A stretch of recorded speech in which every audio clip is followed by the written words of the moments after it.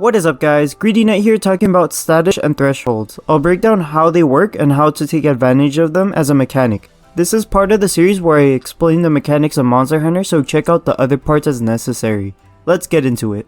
Think of a threshold as a bar you fill up by hitting the monster with a status. When the threshold is filled with enough of this status, the corresponding ailment or state is applied, lasting for a given duration and with a specific effect. For example, hitting a monster with enough paralysis will apply the ailment for 8 seconds. Each status has a requirement to fill a threshold for applying an ailment or an induced state on a monster. Ailments require status to be on the weapon and have a 33% chance of applying per hit. They are poison, paralysis, sleep, and blast. Induced states require specific damage types in cutting, blunt, silkbind damage, or aerial attacks to force a monster into a state.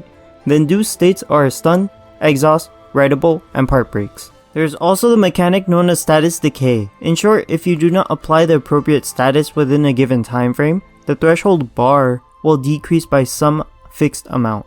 It is usually 10 seconds for 5 points worth of decay.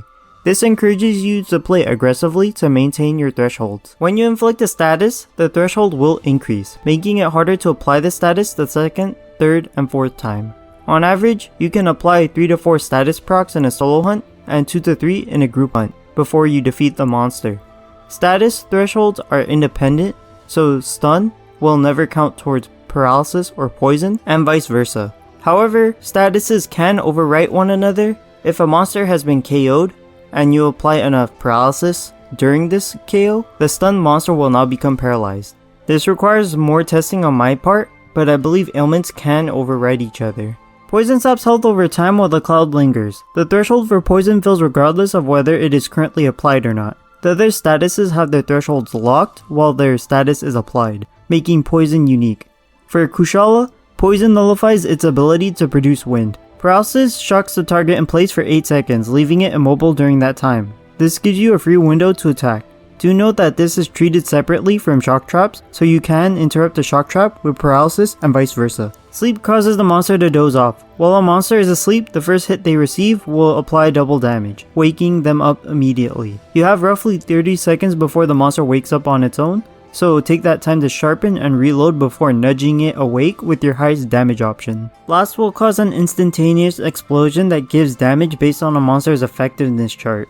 For most monsters, it is 100 damage per blast, varying for other monsters based on their personal values. Note that blast has the lowest thresholds of the statuses, allowing it to be procced more than any other status. Stun is applied whenever blunt damage strikes the head, causing the monster to become KO'd. It results in a trip and causes it to remain collapsed for a set amount of time, usually for 8 seconds. Stars will swirl around its head while its body flails. Most damage options can be performed within this time, giving a window of free damage.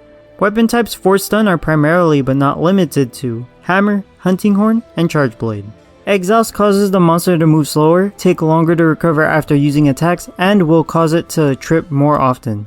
It is applied whenever a blunt attack strikes the body of a monster. Switch Axe's exhaust file works identically to Charge Blade's impact file, albeit with differing values. Do note that some monsters are incapable of becoming exhausted, like Elder Dragons, and in rage states override exhausted states.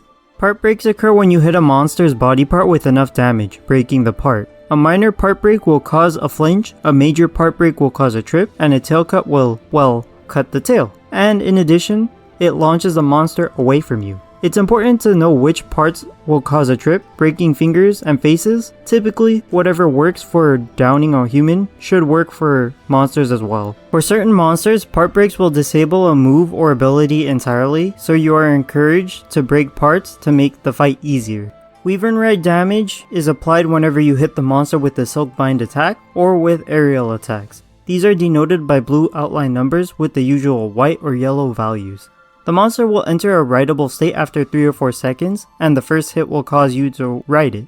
From here, you pilot the monster to attack another monster, charge into said monster to induce another writable state, or do a triple wallbang. After the first ride, it is impractical to aim for a second ride due to the second threshold for riding increasing by an absurd amount. Although not impossible, you would most likely require the Silk Spider to induce another ride on the same monster you have already ridden. Hellfire is a mix between induced state and ailment. It afflicts the hunter with a diet version of Blast Blight, and it will leave a landmine behind after you use a movement Soakbind attack. This Hellfire Mine will explode and trip the monster when triggered, dealing about 60 damage. The trip is only guaranteed for the first Hellfire Mine, requiring 10 plus mines to proc a second trip. You do not need Hellfire on a weapon to apply it like an ailment. Instead, you equip it as a skill or let yourself get hit by Magnum Hollow. Like if this video was helpful to you, consider subscribing if you want to see more content like this. I will post the final video in this mini-series sometime this month, so look forward to that. Anyways, that's all I got for this one. Greedy Knight, signing out.